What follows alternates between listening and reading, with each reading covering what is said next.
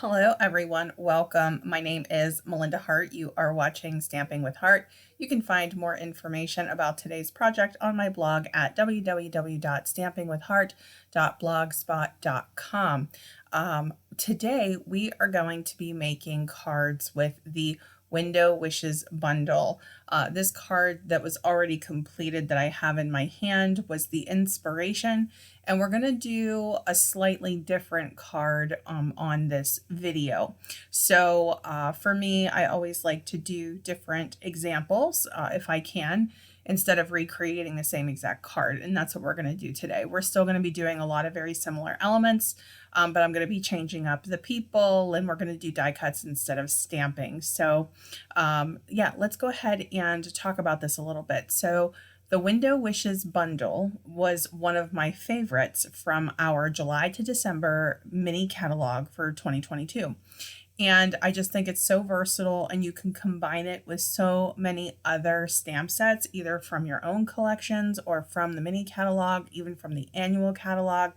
And I have been consistently using this bundle for Christmas cards throughout, basically since July. So what we're going to be doing here today is taking full advantage of the bundle. And what I like to do sometimes is to cut out as many dies as I can, and then just sort of do basically like puzzle piecing until I find a layout that I like. So our card base is basic white, cut at 4¼ by 11, and then scored at 5½. These little snowflake dies are actually from a different set. They're from the Season of Chic bundle, but the bow and all of the rest of the pieces that I'm pointing out right now are actually from the Window Wishes bundle. So I wanted to do a winter themed card, and I was playing around with the different ideas, but we'll go through that as we're recreating this card. I cut out the garland, the trees, and the wreaths in soft succulent cardstock. We're going to be using Gingham Cottage Designer Series paper. On the sample card, it's the black and white, the smaller check. And then on the card that we're going to be making today, it's the gray and white larger check from the Gingham Cottage Designer Series paper. I think that that is one of the most versatile from, all of the Designer Series paper packs in the catalog. And I like to come back to this. So this is more of a neutral type of a Christmas card or winter themed card, just depending on what you're going for, as opposed to the sample card, which has more of like a traditional feel to it with the red and the green and then the Santa hat. So what I wanted to do was actually start with the stamping. Now, normally I do tone on tone when I am stamping, but I decided to change it up. So I'm actually going to be using Evening Evergreen ink on the soft succulent cardstock for our garland, just something for a little bit more impact. And I really loved the way that it looked. Now, we're not going to be using the wreath for this particular card because we're going to create a window scene again, and we're going to use the people again. And the people are actually coming from the Family and Friends stamp set, if I haven't already mentioned that. And I will have a full product list on my blog where you can shop all of the products that I've used on today's project. And there will be a link to my blog in the description box below. But what I'm doing here is I'm stamping the trees, and I'm doing the same thing. We're going to do Evening Evergreen ink onto the soft succulent cardstock. This is our house, and I have to tell you, so you can see that there are stamps that coordinate with the dies, of course, but you could just use the stamps as well. And this was one of the differences that I wanted to show, just in case you hadn't worked with this bundle yet, or if this is a bundle that's been on your list and you haven't invested in it yet. So with this, in the original card, I did a stamped scene. So just the stamped house, the stamped roof, the stamped slopes, and the stamped trees. And then I put the people in front of the scene, the window scene. In this version, we're going to kind of just elevate it slightly by doing the die cuts. And I think that it just gives a slightly different look. I think it just sort of, because there's more dimension to it, because we're doing all of this sort of piecing and stamping, it just adds a different sort of texture and look to the card. So what I was doing here, I was trying to stamp these wheels onto this die cut. So this die cut that looks like a handle is actually the wheels for the vehicle. And because I was stamping the white on white and because I have the camera overhead, I have a hard time lining things up sometimes. And while I had done pretty well with the majority of the stamps that I stamped, I really couldn't get the wheels down. So I kind of gave up on those. And it was fine because I ended up not using the car anyway. I do think I might put it on the inside of the card at some point, or I'll use it on a different card. But I just wanted to go through everything. I like to do this a lot of times when I get a bundle. I just like to start stamping on the die cut pieces. I like to start putting the pieces together and seeing the elements that I'm going to use for this card. And if I don't use them for this card, then I usually will put them in like a little baggie or right into the sleeve of the stamp set. And then I just save those extra pieces when I'm making another card project later. This is the car, by the way. Isn't it so cute? And I never did come back to the wheels because I decided not to use the car. But just know, you could either stamp the wheels directly onto your scene and put your little die cut car over it, or if you can get your lineup right, you can stamp your little wheels on the little die cut piece and you'll have a dimensional vehicle. So here, this stamp is actually a family of 5, and I masked off 2 of the people so that I could fit 3 in the window scene. And the concept was is that we were looking, outside, through the window at this little family, and we're going to create a similar scene that we have to our original card. We're just using the different people. And what I had done was I had just sort of laid down the designer series paper and the window frame, but I didn't glue them down. And that's because I'm going to do some coloring with Stampin' Blends. This is the soft succulent combo right here that I am using.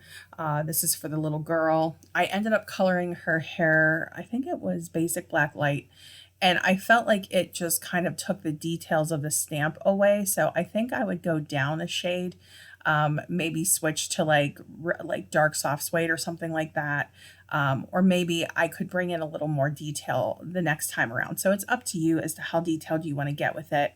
But I did change the hair color for the dad. So just depending on the look that you want. And then of course the little boy is actually wearing a cap. So here I am using ivory, the ivory Stampin' Blend for the skin tone, but as I was coloring, I realized they were wearing mittens. So if you want to color the mittens, that's fine too. This is Smoky Slate Light and Dark combo that we're using for Dad. And then I'm going to bring in Night of Navy, the light for his pants. I like to use Night of Navy a lot to kind of give that jean look. When I'm coloring pants on people, that is something that I've really enjoyed doing this season with the Family and Friends stamp set.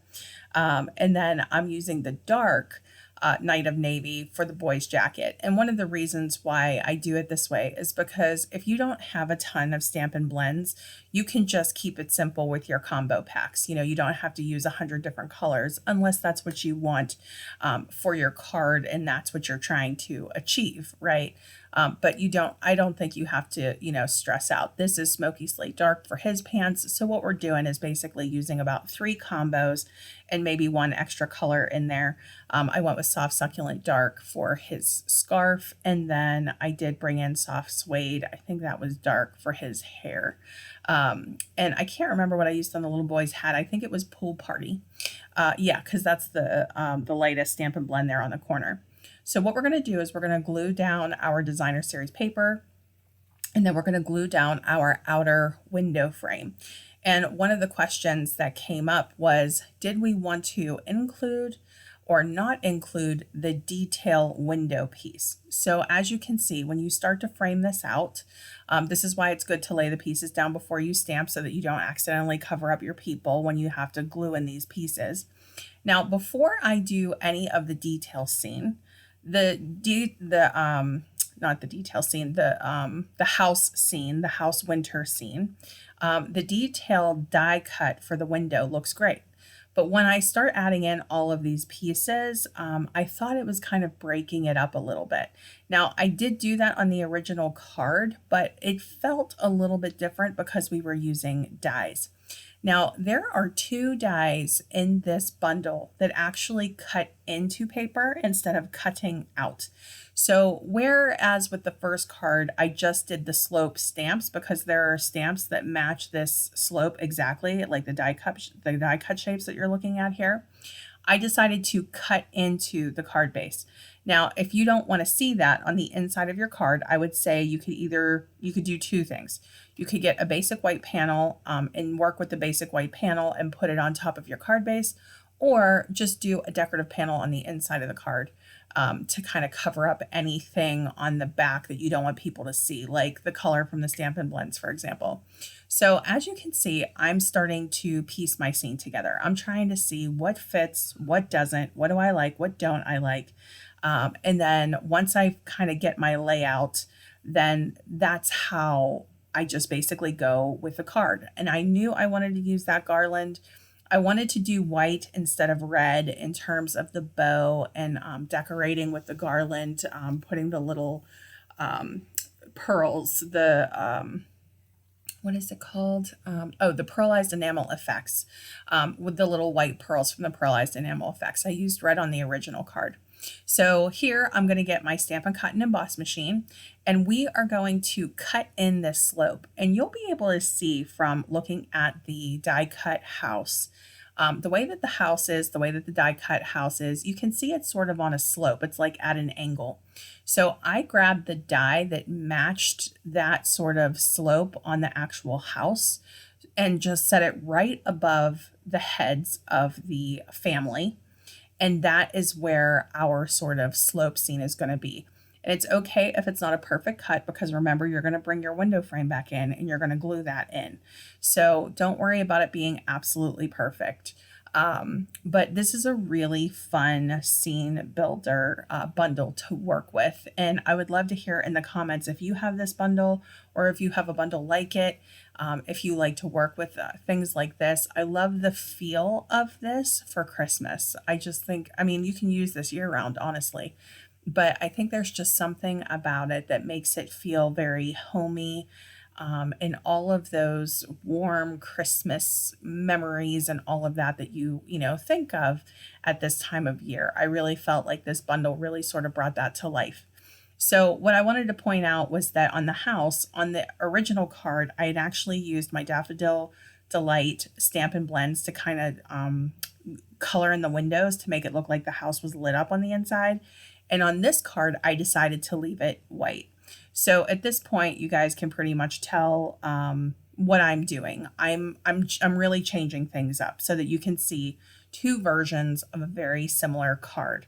So whereas everything was just stamped in the window scene on the first card, this one is all die cut pieces with the exception of the family, including die cutting in the slope.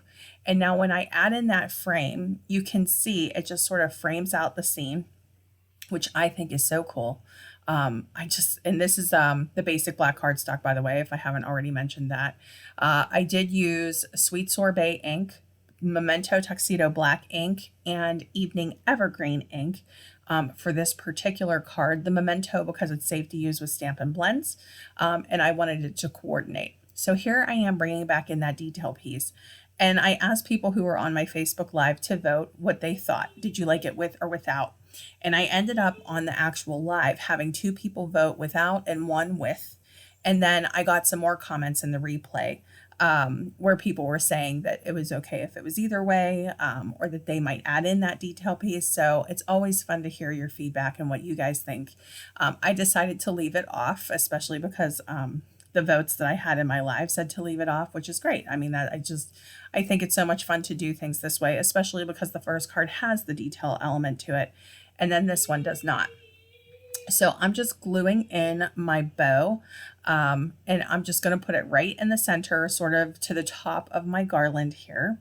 And this was where I really couldn't decide about the snowflakes. I really was thinking about adding snowflakes into the card somehow, but I didn't want to take away from the focus that was on the scene.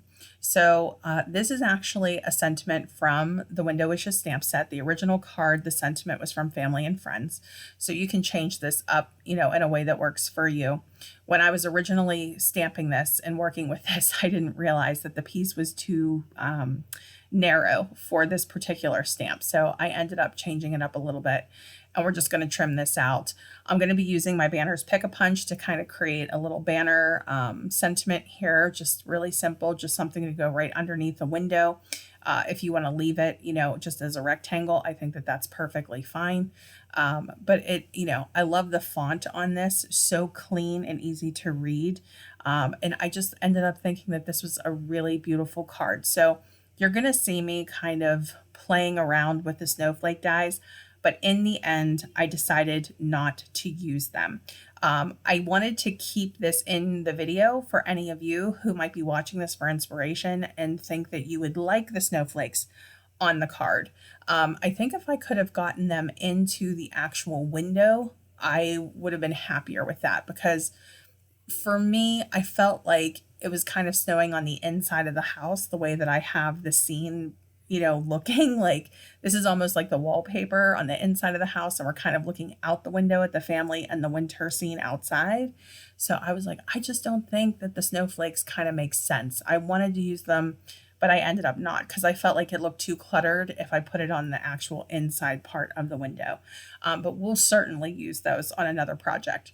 Now with the Pearlized Enamel Effects, you actually get a 3-pack. You get red, black, and white, but the black actually looks more like a silvery gray.